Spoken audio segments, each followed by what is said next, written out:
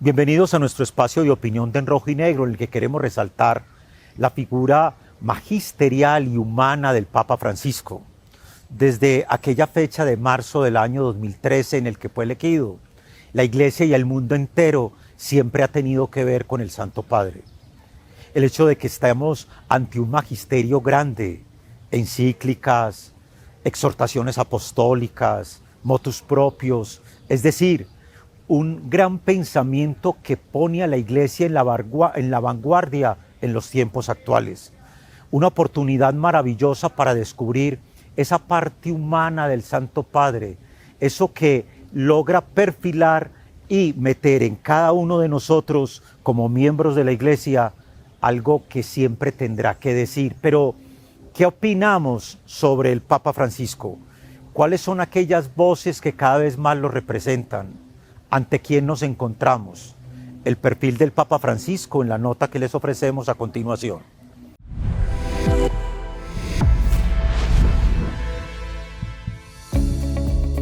Jorge Mario Bergoglio, hijo de inmigrantes italianos, nació el 17 de diciembre de 1936 en Buenos Aires, Argentina, siendo el mayor de 4 hermanos. Su padre, Mario José Bergoglio, era contador y empleado en el ferrocarril. Su madre, Regina María Sibori, fue ama de casa y dedicada a sus 5 hijos. Desde joven mostró interés por la educación y la fe. En su infancia solía ir junto a sus padres y hermanos al estadio a ver jugar. De ahí nace su gran amor por el fútbol y en especial por el equipo San Lorenzo de Almagro, pasión que le fue transmitida por su padre. En 1953, a sus 17 años, sintió el llamado de Dios al entrar en la parroquia San José de Flores, donde se detuvo a rezar y confesarse, tomando la decisión más determinante de su vida: ser sacerdote. Durante el año 1955, tras terminar la escuela secundaria, se diplomó como técnico químico. En agosto de 1957, una pulmonía derivó en su operación del pulmón. Una vez curado, entró en la Compañía de Jesús para ser jesuita. Así, en 1958 comenzó su formación religiosa en el seminario de Villa Devoto. En el año 1963 completó sus estudios de humanidades en Chile y se licenció en filosofía en el Colegio San José de San Miguel en Argentina. Fue así que en 1969, el 13 de diciembre, llegó su ordenanza sacerdotal. Poco después, comenzó su labor como docente en literatura y psicología. Entre 1973 a 1979 asumió el cargo de provincial de los jesuitas en Argentina, enfrentándose valientemente a las persecuciones de la dictadura militar. En el año 1980 realizó estudios de posgrado en teología en Alemania. Luego, en 1992, fue nombrado arzobispo de Buenos Aires.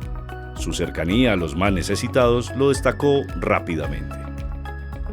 Así, en 2001, el Papa Juan Pablo II lo nombró cardenal. Finalmente, en el año 2013, el 13 de marzo, fue elegido como sumo pontífice, tomando el nombre de Francisco, en honor a San Francisco de Asís, como símbolo de humildad y paz. Es el primer papa latinoamericano y jesuita en llegar al papado, dejando grandes cambios en la Iglesia Católica, abriendo la Iglesia al mundo como nunca antes se había realizado. Se ha acercado personalmente a los pobres, criticando el culto del dinero. Ha tomado una actitud más favorable hacia los católicos homosexuales e introdujo cambios que permitieron a las mujeres asumir diversas funciones de liderazgo dentro del Vaticano.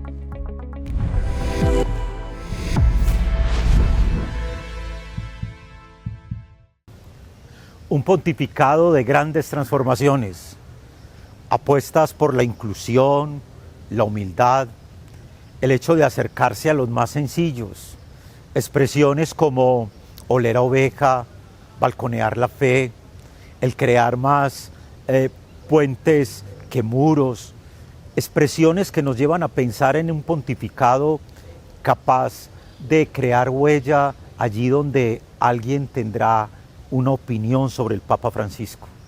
Siempre, no importa el credo, no importa la condición, siempre hay una ocasión para decir, es un buen Papa, es un hombre de Dios.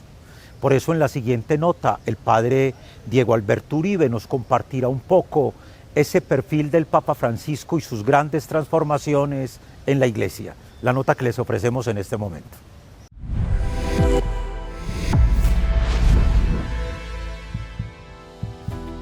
En la experiencia que tenemos del pontificado del Papa Francisco nos hemos dado cuenta de un estilo nuevo, la alegría, la cercanía, el lograr que la Iglesia sea una comunidad mucho más en diálogo, en comunicación con la humanidad y esa posibilidad de acercarse al mundo con un lenguaje distinto, profundo a la vez, pero también muy cercano, de confianza, de esperanza, de comunicación de vida y de alegría. Cuando el Papa manifiesta esa experiencia de sencillez, de disponibilidad, de humildad, genera un efecto muy interesante de cercanía. Mientras más cercano pueda ser un pastor a su rebaño, con mayor eficacia pueden llegar los mensajes y pueden iluminarse las experiencias de cada día. Entonces la humildad genera cercanía, la sencillez genera un espíritu como novedoso de vincular a una persona con la vida de los otros. Entonces ese ha sido el gran logro de este pontificado. La Iglesia ha sido siempre una asociación de personas que se van presentando en el momento exacto de la historia. Muchas veces hace diferencia entre un pontificado y otro. La huella de cada pontificado es imborrable, la de este obviamente será la cercanía, la proximidad a las realidades del mundo, pero contando con la experiencia, la sabiduría del anterior, con el sentido pastoral del que hubo antes. En fin, así nos vamos hasta San Pedro. Y cada vez podemos decir que este Papa es una imagen viva de lo que el Señor quiso que fuera la Iglesia, una comunidad de hermanos acercándose al mundo, ofreciéndole mensajes de vida y de esperanza. Las jornadas de la juventud han permitido que el Papa se acerque a ese mundo tan especial de los muchachos, de los jóvenes de este tiempo, con un lenguaje de cercanía, claro, pero también con un lenguaje que pregunta, que interroga, que los pone a trabajar en las distintas misiones y tareas que la Iglesia tiene en este momento, actualizar la fe. Prepárense con esa ilusión, pongan esperanza allí, pongan esperanza. Hacerlos a ellos portadores de una palabra que ha estado presente en todo este tiempo y que es lo que muchos jóvenes necesitan ahora, un sentido de esperanza.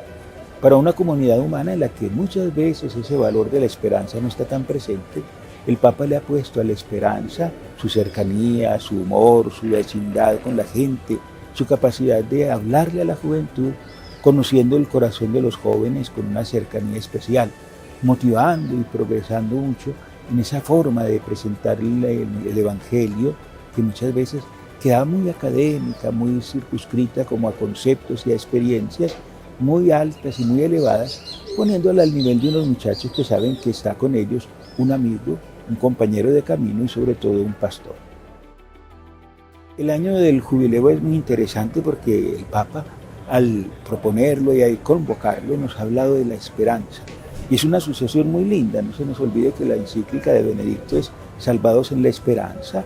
Ahora nos habla el Papa de una esperanza que renueva el corazón, que da razón de vivir. Y eso es muy importante para una humanidad que necesita ese signo, sobre todo cuando hay tanta sombra, tanta amargura, tanta tristeza, tanta tensión. Necesitamos saber esperar y confiar como Él nos propone, y concretamente en este año jubilar, recuperar ese sentido para la vida y descubrir que necesitamos ser esperanza para los que han perdido la esperanza.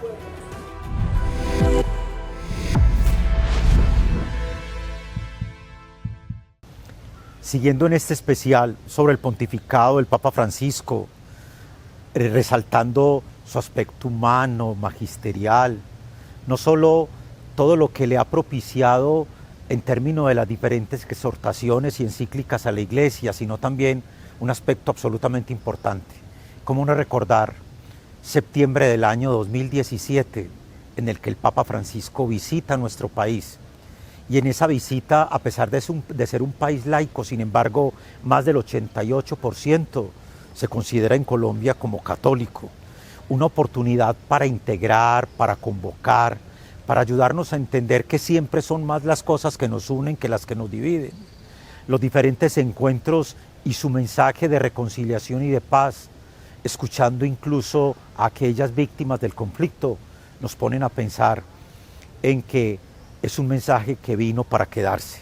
De la mano del padre Juan David Muriel, uno de los organizadores de la visita papal en el año 2017, conozcamos un poco cómo fue ese mensaje esperanzador para un país como el nuestro.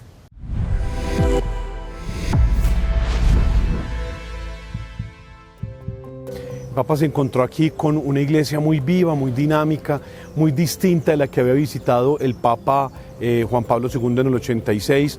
Aquí tuvo la oportunidad de encontrarse como ciudad vocacional con los vocacionados de toda Colombia, religiosos, religiosas, personas que están diciendo sí en la iglesia al trabajo social. Y pienso también que un momento importante fue, yo que estaba en la delegación de liturgia, que tenía que ver un poco con todos estos pequeños, grandes detalles, con la confección, por ejemplo, de ornamentos. Cuando el delegado nacional, en este caso yo, debe ir a Roma para hablar con el encargado del maestro de celebraciones del Papa, él nos dijo, el Papa es muy simple, es muy sencillo, no jueguen con oros ni con piedras, cosas muy elaboradas, sino que preséntenle al Papa en la ornamentación simpleza, nobleza y cultura. Y hubo un detalle muy bello en Medellín, que es el Papa porta en sus Eucaristías un báculo que la tradición eclesiástica llama férula en el caso del Santo Padre. Entonces él llevó aquí en Medellín dos, uno para la celebración eucarística de la mañana en el aeropuerto, que era, oigan bien, una férula realizada y confeccionada por habitantes de la calle de Medellín. Eso fue un dato muy bello. El padre Felipe del Seminario Mayor, que dirigía el trabajo pastoral con ellos, la diseñaron en madera nazarena y era una especie de Cristo crucificado resucitado. Entonces la férula bajaba un poco hacia adelante porque era el sentido de dar el primer paso con el Santo Padre, y en el travesaño de la férula venían los nombres de los habitantes de la calle que lo habían hecho.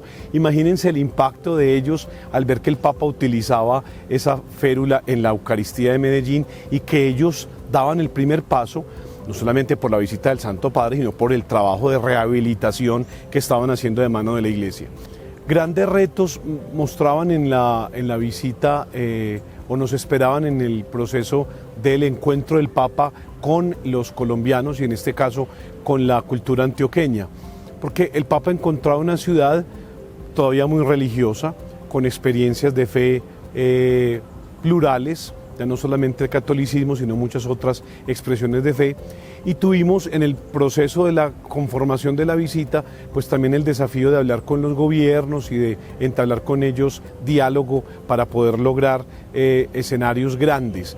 Es uno de los grandes retos. Fíjense que el Papa aquí visitaba el aeropuerto La Herrera y visitaba la Macarena, visitaba los hogares infantiles. Entonces eran lugares que albergaban a muchísimas personas. Uno puede ver, por ejemplo, la mamá que lleva ante el Santo Padre su hijo porque sufre una parálisis cerebral. El Santo Padre le dice a la mamá, solo el amor de la familia es capaz de curar las heridas de la persona humana. Entonces vemos mucho tipo de desafíos, pero una visita que bellamente inflamó el corazón de todos los colombianos y nos llenó como de mucha esperanza. Fíjense que el lema de la visita es demos el primer paso, porque también un gran desafío es el que Colombia estaba atravesando una situación social muy difícil. Entonces era el Papa dando un primer paso a encontrarse con la cultura colombiana, que estaba representada, por ejemplo, en la publicidad con afiches de la cultura guayú. Entonces miren que era como permitir el intercambio de la cultura del Santo Padre, que es argentino, pero pues es el Papa en Roma, con la cultura paisa, para que él viniera a proféticamente conducirnos, a traernos el Evangelio, en las realidades tal vez de violencia, de dificultad, de drogadicción, proponer la luz del Evangelio para que diéramos el primer paso. Fue la reivindicación de los valores eclesiales más fuertes, la experiencia de la comunidad, la experiencia de la fraternidad. El mismo Papa quedó muy complacido. Miren que a los 8 días en el Vaticano, ya cuando sale a la audiencia con un ojo morado por el golpe que se dio en Cartagena, decía, me siento muy colombiano. Y dijo, y la visita me llenó de mucha esperanza porque vi la esperanza dibujada en muchos rostros.